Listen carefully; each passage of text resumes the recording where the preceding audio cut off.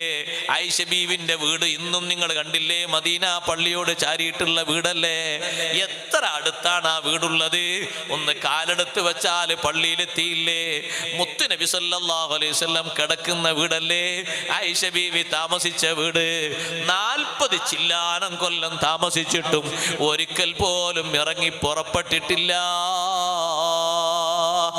സുബ്ഹാനല്ലാഹ്. ആ ആയിഷ ബീവി റളിയല്ലാഹു അൻഹ ചന്തക്ക് പോയോ? ആയിഷ ബീവി റളിയല്ലാഹു അൻഹ കച്ചവടത്തിന് പോയോ? എന്താലേ, ഒക്കെ പെർമിറ്റ് അല്ലേ, ഒക്കെ സുഖല്ലേ, ഒക്കെ സുന്ദരല്ലേ? എല്ലാ അടയാളങ്ങളും ഇനി കാണാനൊന്നും ബാക്കിയില്ല. എന്താ ബാക്കിയുള്ളത്? എന്താ ബാക്കിയുള്ളത്? പുരുഷന്മാരെ പോലെ സ്ത്രീകളും കച്ചവട രംഗത്ത് സജീവമായി കാണുന്ന ഒരു രംഗം ഖിയാമത്ത് നാളിന്റെ അടയാളമായി പഠിപ്പിച്ചു മുഹമ്മദുർ റസൂലുള്ളാഹി. അങ്ങനെ ഉണ്ടോ? ഇല്ലല്ലോ. ഇനി വരാനുള്ളതല്ലേ. ഇനി എന്താ വരാൻ ബാക്കി?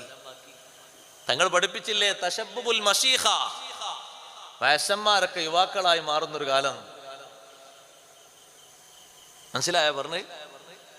വയസ്സന്മാരും വയസ്സത്തികളൊക്കെ യുവാക്കളായിട്ട് അവരൊക്കെ യുവത്വത്തിന്റെ പ്രസരിപ്പിൽ 22-25 പ്രൗഢിയിൽ എപ്പോഴും ഇങ്ങനെ ഒരു നിലക്കും 50 വിട്ട് 60 ഒന്നും ആകണില്ല. എപ്പോഴും 22. ചോദിച്ച നിങ്ങൾക്ക് വയസ്സ് 22, 23 ചോദിക്കണം കണ്ടാല്. സംഗതി മനസ്സിലായോ? മനസ്സിലായി. ഒരു കാലത്ത് പോലും നിരക്കൂല. ആഴ്ചയിൽ എങ്ങനെ 400, 500, 600 ഇങ്ങനെ കൊടുത്താൽ മതി. റെഡി അടിച്ച് മിനുക്കി തരും. ഒരു അരമണിക്കൂർ അവിടെ ഇങ്ങനെ വെയിറ്റ് ചെയ്തിരുന്നാൽ മതി. പുറത്തേക്ക് ഇറങ്ങിയാൽ തോന്നും അയാൾക്കൊരു പെണ്ണും കൂടി കെട്ടിക്കണം. എന്താണ് ചുരുക്ക്? നല്ല ചുടുവെള്ളെടുത്ത് തലയിൽ വെച്ചാൽ മനസ്സിലാകും ഇപ്പൊ എത്ര, 80 ആണോ 60 ആണോ 70 ആണോ. തശബ്ബുൽ മശീഖ. പ്രായമുള്ള ആൾക്കാരൊക്കെ യുവത്വത്തിലേക്ക് വരിക അല്ലേ? കുറച്ച് കഴിഞ്ഞാൽ നമ്മളെ അവസ്ഥ അങ്ങനെ ആകാൻ പാടില്ല. അത് അതിന്റെ തനിമയിലും അതിന്റെ രൂപഭാവത്തിലും നിലനിർത്തണം. ആൾക്കാർക്ക് ആർക്കും ഒരു വിഷമല്ല.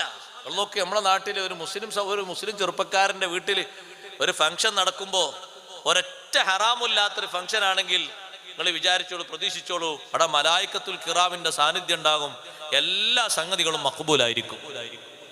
10 ലക്ഷം ആളുകളൊന്നും വേണ്ട, 1000 ആളുകൾക്ക് ഭക്ഷണം കൊടുത്ത് സൽക്കരിച്ചിട്ടുണ്ടെങ്കിൽ ആ 1000 ആൾക്കും ഭക്ഷണം കൊടുത്തതിന്റെ കൂലി അല്ലാഹു തആല തരും.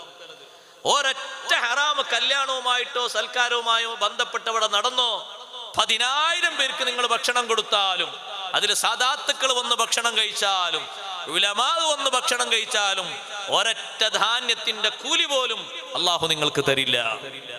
ഒരാശങ്കയും വേണ്ട വിഷയത്തിൽ.